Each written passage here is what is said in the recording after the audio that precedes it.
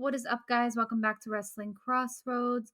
We do sincerely apologize that we are getting this to you super late. Unfortunately, scheduling conflicts came in the way. We had a lot going on.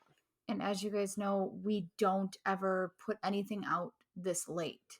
If anything comes out like late, it's a day or two, and we don't mean to ever do this to you guys. We still thank you for all the love and support that you give to us. We appreciate your patience Immensely. So jumping right into our normalcy, I am one half of the dynamic duo, Twisted, alongside Brother Pyro. What's up, y'all? Today we talk Full Gear. Today we talk recap of Full Gear, yes. As we've already known, Full Gear is done, over with, and we've already had our first episode of Dynamite, unfortunately. Again, sorry. Also, happy holidays. All right. Do you just want to run us through the Real quick, 0 hour results. Best Friends picked up the win. Ricky Starks picked up the win to move on in the World Title Eliminator Tournament. He takes on Ethan Page for a right to face your champion at Winter is Coming. And Eddie Kingston wins again. Thank you, Twisted, for once again being his good luck charm, because apparently every time you pick him, he takes home a dub. You know what? I think next time I'm just going to pick him to lose, no matter who he goes against, just to see if it works that way. And I will laugh if he ends up losing again. I'm going to laugh if you pick him to lose and then he loses. I'm like, yeah, no, you are just... I'm jinxed to Eddie Kingston, apparently. You will forever be 100% tied to Eddie Kingston. But enough about the 0 hour. Let's jump into the main card. Kicking off the show, Steel Cage match. Best Friends turn bitter enemies. Jungle Boy Jack Perry taking on Luchasaurus. I was a little shocked to find that the rules for this steel cage match was a lot different than what we expect in WWE. I do too. I was really shocked and surprised. I also just really enjoyed it though. I did too. Nothing against it's something. The it work was something that the men different. Did. I got really confused because all of a sudden I see Jungle Boy getting out of the cage and I'm like, hey, so he won? No bell. All right, cool. We'll just continue with the match. Let's go. But, I mean, Jungle Boy got broken open pretty early in the match. And it served him kind of well throughout it. Oh, yeah. It's funny that Desario and I were talking and we noticed something about his gear. Mm-hmm. Very HBK-esque. Yes. I do agree. Picking up the win was Jungle Boy in one hell-fought victory, yeah. Fought his ass off to get that. He deserved that win, especially after what Luchasaurus and Christian Cage have been putting him through. Granted, I don't. Sister afterwards. Oh yeah, that emotional moment with the family was the cherry on top of the ice cream sundae that was his victory. I don't think that this was the blow off to that feud, because I think we will conclude with one more Christian Cage versus Jungle Boy match at some point down the future once Christian is no longer injured. I was actually just going to ask you the same question. Do you see this being the ending, or do you see another couple matches coming? I see one or two matches coming. Again, final blow off Christian versus Jungle Boy. Yes, that's what concludes it, because you can't have the rivalry start with them two and not end it with them two. I mean, it would kind of be a little bit more of a sweet taste of karma if there was another battle royal that they were to go into and Jungle Boy eliminates him again, thus setting up the next final match. It would be absolutely beautiful. Oh, that would be great. That would be a really great way to just, even if nod to how it started and, remind us of why Christian is so bitter right now. And I mean, my personal opinion, I know you may not agree with me, but I'd like to even see it with a title on the line. Again, I know you were not always going to agree with me. If there is going to be a title on the line at some point, it'll have to be the TNT title, because I love Jungle Boy. He's not there yet. I don't think he will ever really be main event guy. Upper mid card for sure. He's got the talent. I think he needs to find just a little more personality right now, because think about it this way, and Desario and I were talking about this as well during the match. he's never really had to have the personality. No, The it was Jungle Express came in, it was him, Luchasaurus, and Marco Stunt. Marco Stunt was the personality of the group. yes. You replaced Marco Stunt with Christian. Christian was the personality of the group. Mm-hmm. You break them up. You really have nothing to give Jungle Boy at this except for the in-ring talent. All right. Well, maybe if he gets a little bit more personality. TNT title, definitely, which again, I can see him holding, but I prefer for no title to really be on the line. I think it just would make the story make a lot more sense and make it feel a lot more completed that way. All right, take us into match number 2 of the night. AEW Trios Tag Titles on the line. The Elite taking on the defending champions, Death Triangle. Now, there was a lot to just break down when it came to this match. I know we're not going to get super in-depth to it, but there was a lot of times where I think the refs actually made very good calls, shockingly. By saying, "Hey, this man's not legally." Even I though think they that never was did one that of. before. I think that is one of the best ref tag team matches I have seen in AEW. Just because like that ref was consistent with ruling and actually making sure he knew what was going on. Did that ref come from a WWE training school or an AEW training school? I just really like to know. I don't know, but I know he did a great job, and that is one thing. I'm just really glad we got to see the Elite back. The way they came back, by the way, I absolutely loved that entrance, and I need to talk about it because, oh my god, like the Titantron, phrase after phrase after phrase, and then in the perfect intro to the song, Carry On My Wayward Son, which for the record will not be just a one-time thing. They're not going to use it regularly, but it will make an appearance again. High stakes matches, more or less high stake matches. So thank you for that. It's funny, Desario looked at me and he was like, "Why do I expect to see a dying Winchester at some point on my screen now?" And I was like, if that point had they come out with any of the cast of Supernatural, I'd need that victory because it'd just be too great not to make it happen. It was absolutely beautiful. So me, Flash, and Panda, as you've heard her on our WWE podcast, more or less, like our WWE shows, we were all watching and it started playing and they both looked at the TV as Pyro, they are Supernatural fans. Yes. So I had to turn up the TV and they just started like geeking entirely. Oh my god. It was beautiful. If you were to ask Desario, I did the same thing. I popped so damn hard when I heard it, and then the pyro that came with it, like at the perfect end, like timing of the like break real quick. Yep. Oh my god, that entrance could not have been any more perfect. I want to see it again. Again, welcome back, Elite, to a company that you should not have been suspended from. Going into a match for titles they should not have had taken away from them. I mean, we're not going to get into the whole controversy of that. If we did, then we'd be here for hours. However, picking up the win was Death Triangle. Very controversial. And now we have a best of 7 series that was announced after the pay-per-view. It was announced midway through the pay-per-view.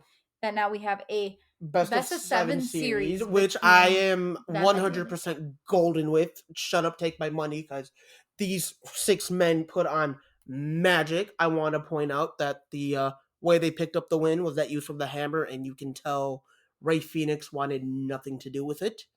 Mm-hmm. He did it, but he was definitely like, "This is not how I wanted to win." Oh yeah, no, he was yelling at Pac afterwards. Yeah, which definitely is what led to this best of 7 series.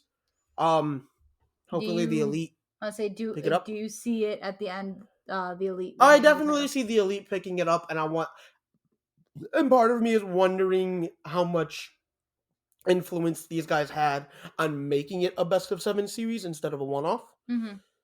Because who knows? I guess we'll have to see as it kind of continues on. Do you want to take us through the next match? I will. This is probably the match I would have started the show with, by the way. TBS title, Jade Cargill defends against the self-proclaimed champion, Nyla Rose. This match was sloppy. Very. This match was absolutely sloppy. Desario and I are sitting there watching, talking, and we're just like, what are we watching? This is not okay. Like, there were so many times where, and Flash and Panda can speak for me on this. I was saying that I really hope that this match was better than the previous ones I had seen her in, because I don't know what it is, unless it's like just the pay-per-view of like the high stakes because it's a pay-per-view. But anytime I've watched a Jade Cargo match, it has been sloppy and it has been ass. This has got to be the sloppiest match I have ever seen her put in, and this is definitely fault of both women. Yes. I will say she did try to carry that match, but at the same time, like, she telegraphed everything, and it seemed like both of them were phoning it in. I do want to say I love the tribute that Vicky Guerrero gave to her late great husband Eddie. Upon the entrance, the lowrider, the "I'm Your Poppy" shirt, like, I teared up a little bit because, as we know, Eddie was probably one of my favorites growing up. Yep. So that little nod and acknowledgement to him was amazing. Again, I expected a lot more out of these women because I've seen them work a lot. I just think that and I was extremely disappointed. I just personally, and like always, you always correct me if I'm wrong, but with how little these women have worked in a ring, I know that Jade Cargill kind of has her winning streak, but compared to what we've watched on WWE, what I've been used to, if somebody's pulling and pretty much doing the entirety of the match, pulling the match together, I don't think these women have enough notice or like knowing of how to do that like WWE. And my thing is, both of them are established. Jade Cargill a little less than Nyla, but both women are established. So again, it was really a surprise to see this play out the way it did. Yes. And it is unfortunate because I think we were robbed of something that could have been great. So do we do a rematch? No. No? Not at all. Right. That one time, that one and done. It needs to be a one and done. I'm good. Let it on I fire. don't think I ever want to see it again. I want to erase it from my memory, if I'm being completely honest. All right. I can totally see it. So you're entirely good there. Picking up the win, retaining her championship, being the rightful champion, Jade Cargill. And now I am curious as to what is going to happen next with her. I guess we'll just have to wait and see, right? Go ahead and take us into the next match. Next match, which was thankfully the thing to kind of pick up. Yes. Okay. Actually, I'm going to take this one because I know the match following this is something that you have been looking forward to, and I think I want to give you that moment. All right. Ring of Honor World Heavyweight Championship. Chris Jericho, El Ocho, Le Champion, defending against a former Ring of Honor World Champion Bryan Danielson and the man he beat to win the championship, Claudio Castagnoli, as well as Jericho Appreciation Society member Sammy Guevara.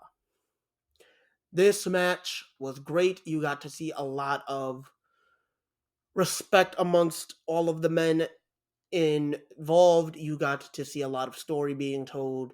A lot more partnership than I expected to see out of Jericho and Sammy. I figured, them going into this match, like I figured they were going to work together here and there, but like the fact that they really were just trying to help each other eliminate the other two for a good chunk of the match to try to control the match was great. Would you have made this in like elimination match at all? I think being the Ring of Honor diehard that I am, I think this would have been I think this was the perfect way to go about the multi-man match. And obviously we saw a few mess ups, but that's to be expected in a match like this. Yeah. Where you have more than the two bodies, you have a lot more spots and a lot more to deal with. Thankfully all the men here know how to work with themselves and carry themselves. And it is perfect. You saw kind of a little bit of a rift between Jericho and Sammy. He at some point in the match. That was more towards the end, I believe. But I think overall it was definitely one of my favorite matches of the night. Picking up the win, Jericho, and it's funny, I'm gonna quote one of the guys on the commentary table. I want to say it was Shivani. Okay. For somebody looking to destroy and discredit Ring of Honor, Jericho sure is establishing himself as one of the greater champions of and holders of that belt and brand.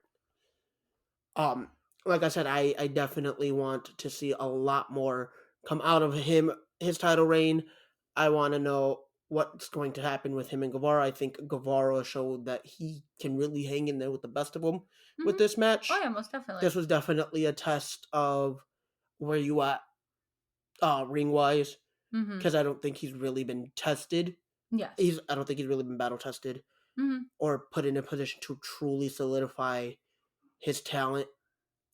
I mean, aside from his reign with the TNT title, and even then, I don't think he really, because if you look at a lot of the names that he took on there, there were a lot of smaller guys. There were a lot of smaller guys. There were a lot of not really not as well established guys as the guys that he just had the match with. Match with.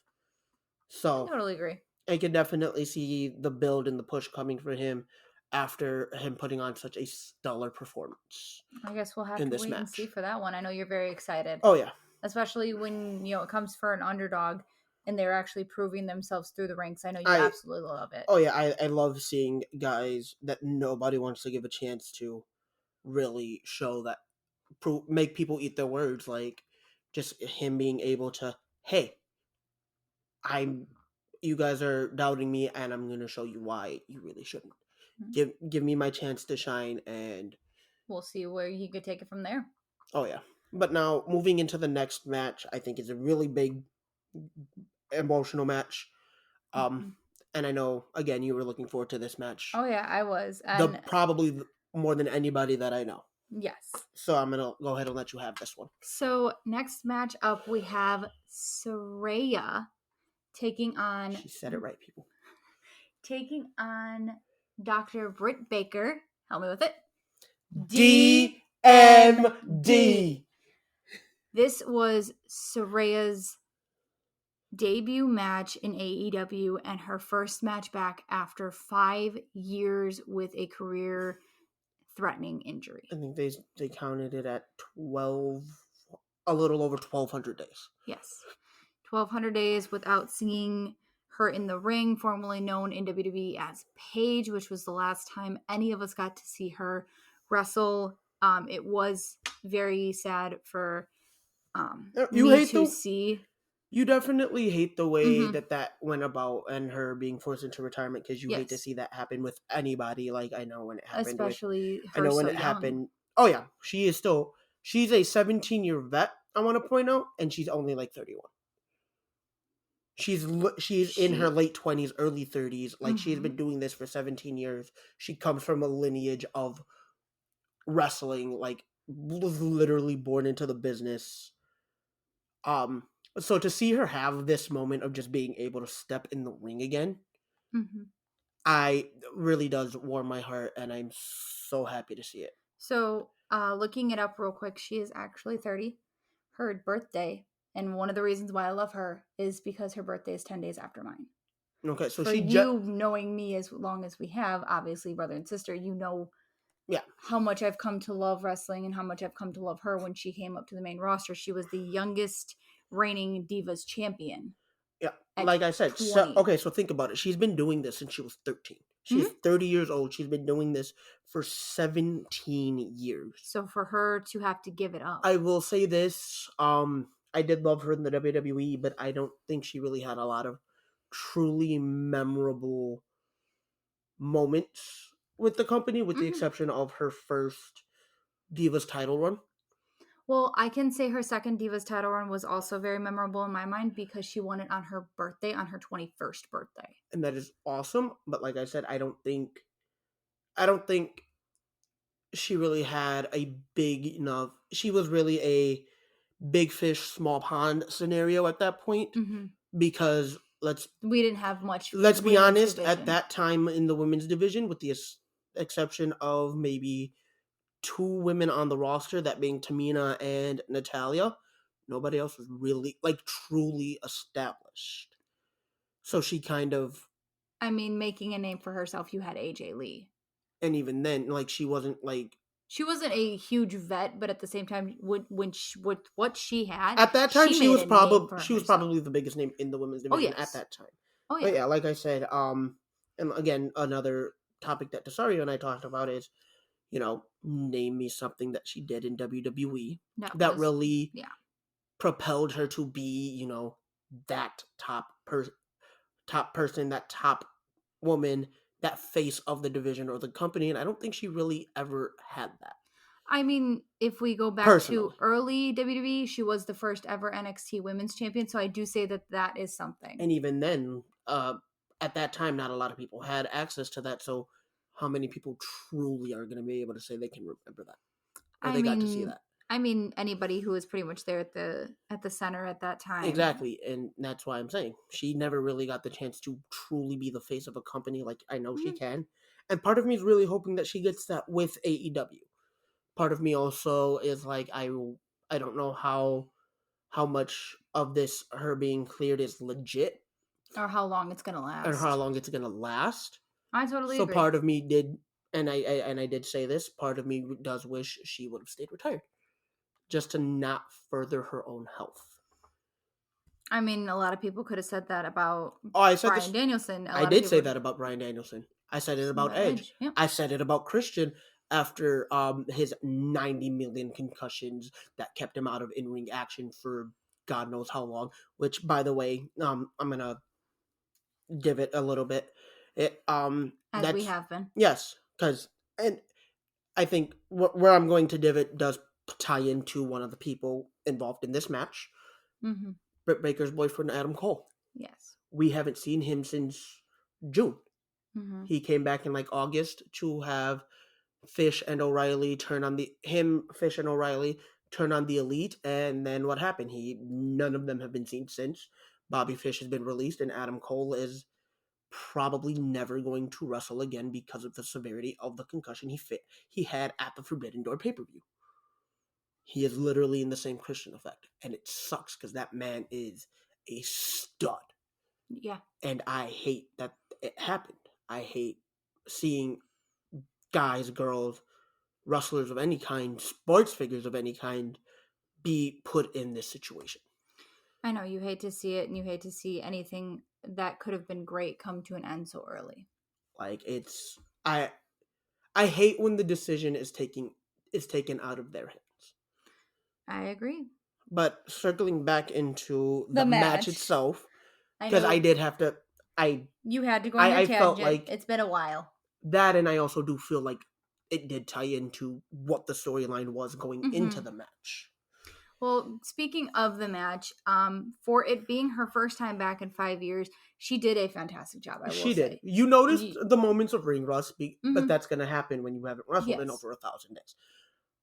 But even so, with just the little parts where she did kind of stumble, Britt was there and was holding her hand and was like, I'm going to take you through this. And that was beautiful. I think they did a good job of carrying each other through the match. Mm-hmm.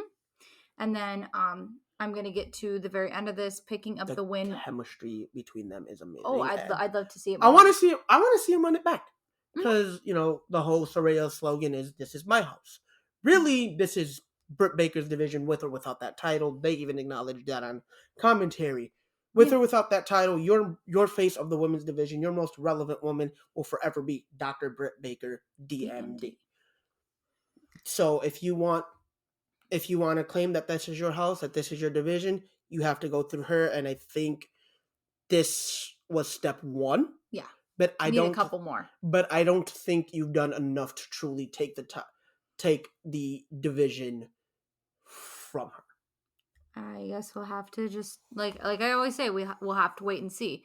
We'll have to see if we get the chance to run this back, if we can run it back and maybe in a tournament for a title. Personally, I'd love to see a number one, like what they're doing with the men's world championship, the world title eliminator. Mm-hmm. I want to see them do that with the women.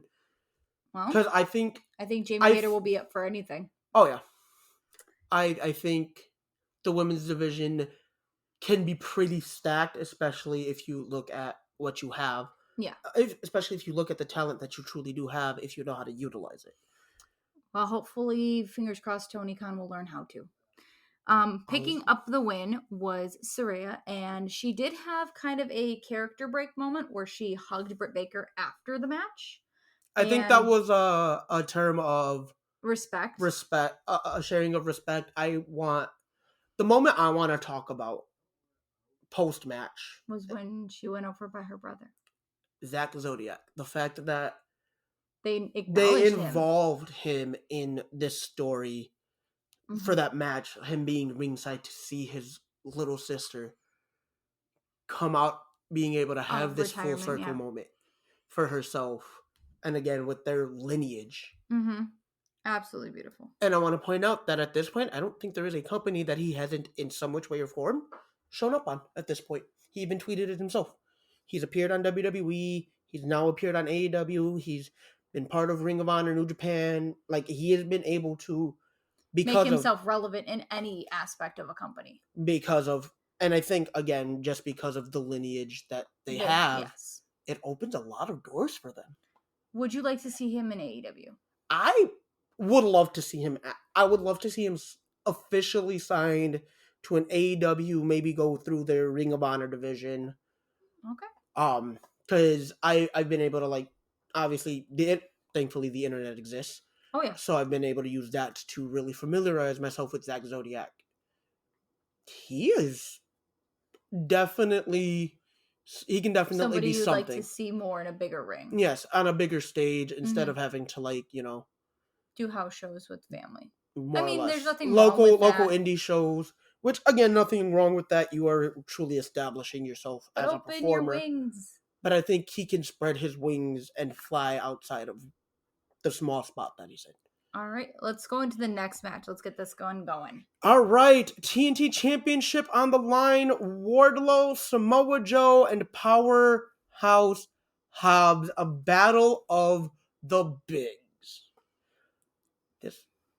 They're all relative. They are all massive guys. No. That's not what I was talking about. I'm more or less the match was... The match was pretty mid. Yeah, but there wasn't really much that caught my interest. Then again, you also got to remember you are involving three really big guys. There's not going to be a lot of flashy. Well, it's not even just flashy. I don't need to see a ton of that. It's just...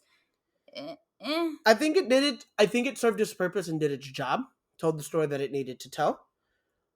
In and out and done. In, out, done, which is what all three men are truly about anyway. So I think this, once again, served the purpose it needed to serve. Walking out of Full Gear, TNT champion, now double champion, the Samoan submission machine, Samoa Joe. I want to point out that at this point in the wrestling world, there are two Samoans by the name of Joe, double champion. Yep. we definitely know that. I've seen the memes all week. Yes. But I was not going to let that moment pass on the podcast and not bring it up. I couldn't. All right, jumping into the next match, as we know we're kind of trailing due to Pyro's beautiful rant earlier that needed to happen because it's been a while since he's blessed us with one of those. We have Darby Allin and Sting taking on Jay Lethal, and I know you love the name, say it for me. Double J Jeff Jarrett. Oh, I thought you were going to go through the whole thing. Nah. Usually you do. That's why I give it to you. I know. Double J Jeff Jarrett. I granted this one kind of made sense. For the reason being, one, Lethal, Jarrett, and Sting are all tied via TNA's roster in the early 2000s. Didn't we get a TNA chant going that day? Yes. We had a TNA chant. Yes. At one point, and it was great. I kind of like the way that this match started out. I also want to point out. I want to point out that this was a no DQ tag team match. Was it? Because they never established. Yeah, no. When they were making the entrances, they did. This is a no disqualification tag team match. Like, if you go back and listen to the Justin Roberts and the guys on commentary, they did bring that up. For whatever reason, I didn't hear it. So I'm like watching this going, that's a disqualification. That's a disqualification. This isn't in a no DQ match. What's going on? They definitely announced it as no DQ, which was great. I mean, that wasn't given beforehand. I think that was just a last minute on the fly thing. I also want to point out that another good way to tie this story up was, one, It was friendship. Lethal trying to give Darby that warning of Sting was my friend back in Impact, and He's gonna turn he on you. betrayed me, and he's gonna do the same thing to you when he no longer has a use for you. And so I think that making this the tag team match, roping in Jeff Jarrett, which is again somebody that's known Sting for years. forever. Yep. Also the fact that it was the last match Jarrett really had was him and Lethal versus Andrade and Ric Flair. We're not gonna talk about that. We're not going to talk about how atrocious that match was, but I do think that that also kind of helped rope in that story of, hey, the last time I had a match, it was with you. So let's do it. Let's do it again. So picking up the win for this one, I mean, this match was pretty nice back and forth. Oh my god, I think it was a really well done match. I say this match in a scale of 1 to 10, and I mean, even if you guys like us rating these, please let us know so we can definitely try to do that in season 2. I'd give this about a 7 out of 10. All right, yeah, Desario and I were great. Spent the night looking and grading, giving them letter grades. We gave this about a C plus, B minus. So about a 70-ish, 70 to 80. Yeah. All right. So picking up the win. Thank you, wrestling gods. You heard us, Darby Allin and Sting, and Darby was the one to pick up the win. Oh, the coffin drop. With the coffin drop Stinger combo was amazing. Absolutely beautiful to end out the match. All right. Take us into the next match. You were the one most excited about this. Take us through. Oh, Toni Storm defending her AEW Women's World Champion, and I can finally say that without really having to censor the word interim, because as of this past week, Thunder Rosa, due to injury and the unknowing length of time that she will continue to be out, especially because she will be undergoing surgery, has been officially stripped of the title. So in the record books, Toni Storm's title reign now officially counts as not a temporary placeholder. So she defends her Women's World Championship against a very game, very motivated, very rough and tough Jamie Hayter. And I think this match hit on all freaking cylinders. It was beautiful. It was absolutely You beautiful. can definitely tell how much both women wanted this, how much this meant to both of them. Oh, yeah. I absolutely loved every second of this match. I think out of the 3 women's matches that we got tonight, this was the best one. This was the banger. This was absolutely beautiful. You could tell that Toni Storm, she had something to prove going into this, and she had to prove why she became champion and why she earned that spot. And Jamie had to prove why this was her time. And overall, I think again the match, the storytelling, the back and forth was top notch. Very few things to really nitpick at. Picking up the win and walking out of Full Gear, your new AEW Women's Champion with a little bit of assistance from Britt and the other chick that they're with. I do not remember her name right now. That's okay. Neither do I.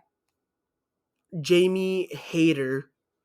Definitely, you can tell she definitely took some pages out of Britt's playbook as, friend and mentor.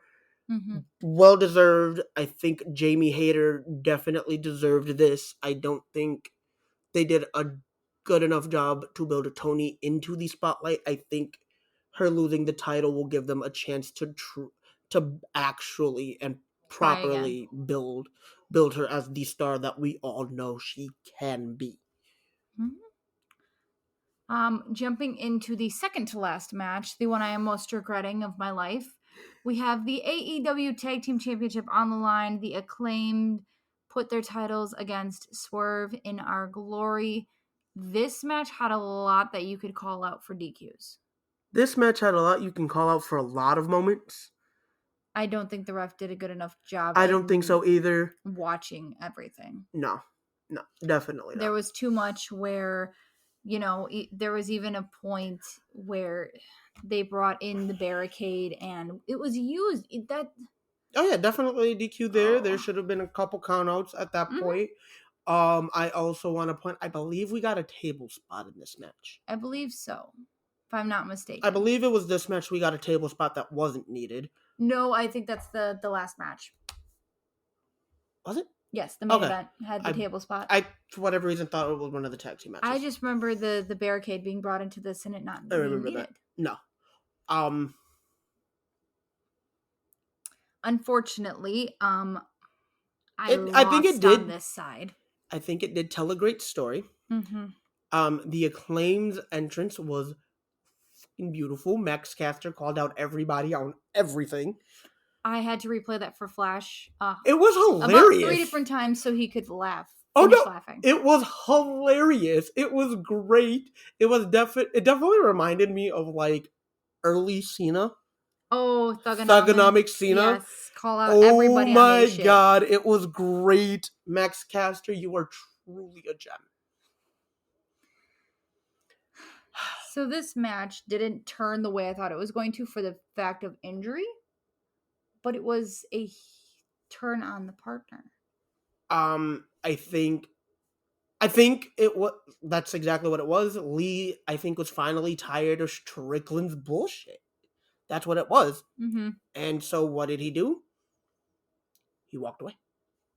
Granted, just a thing that Desario and I pointed out is we think he could be huge if they actually built him to fight like a true big man. Because this man is huge. Mm-hmm. Oh yeah. So I think if you actually build him to be a big, like a true big, maybe hints of, flash here and there, but build him to be a big, he could be a big great star. Also, a heel turn would benefit him as well. Okay. Picking up the win, retaining their championships, the Acclaimed. And due to the agreement, Sister Me, Sister Twisted! Just yes! Yes! Just because I love you. Oh my god, it was... Yes, I have been dying for that. You'll never get it again. Bet I do. You'll never get it again. I will eventually get you to do it at least one more time with me. At some point in the future. I'm gonna make it happen again. Brother Pyro, take us through the main event. Main event, Jon Moxley defends his AEW World Heavyweight Championship against Maxwell Jacob Friedman, MJF. That was a great match. It was. It told every... It hit every point that it needed to hit. It told the story that it needed to tell. And you can tell... There were a couple botches when they went on the ring side. I personally think the lack of crowd momentum, yeah. If you paid attention to the show, you can tell like most of the crowd was burnt out by the main event. This is why you can't do 13 matches back to back, Tony Khan. This is why you should not have like a 4 or 5 hour pay-per-view. But what do we know as wrestling fans? I mean, any smart wrestling company listens to its fans, and your fans have been telling you time and time again, we're burnt the hell out. Not really giving a lot of responses, not really being invested in what you're trying to do because there's just no energy there. I do think that when they did start losing the crowd, they did a good job of reeling them back in. Yes.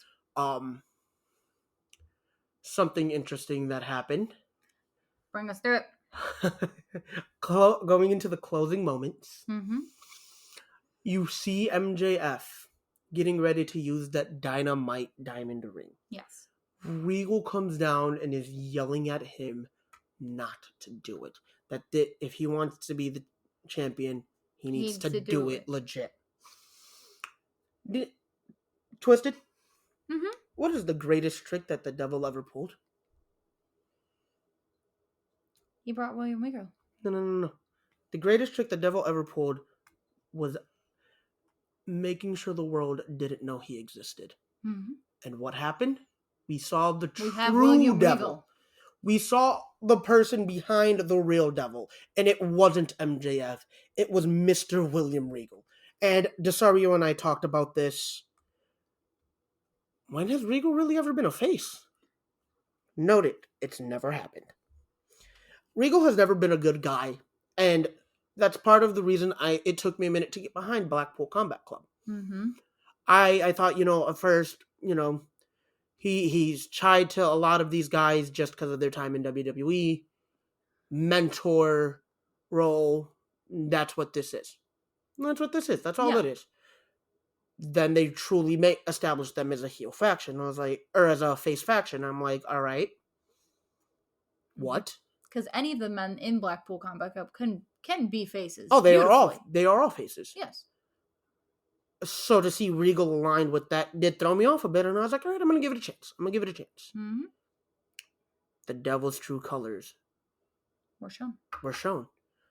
Regal slides MJF those brass knuckles that he has used time and time again himself throughout his career.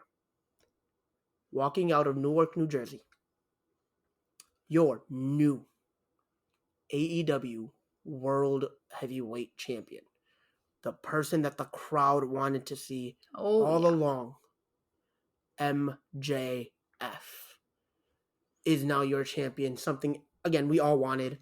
I am happy to see it. I am excited to see what goes on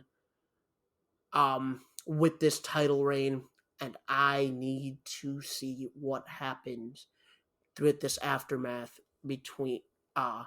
in the aftermath of all of this between Regal and Moxley. The rest of the Combat Club, but mainly Moxley. Oh, yeah. Because Regal really screwed him. Oh, yeah. And it was great. It was absolutely beautiful. I have no words for this match. For how actually amazing it was. I want to point out, Desario, good on you for, calling that before we got to that match.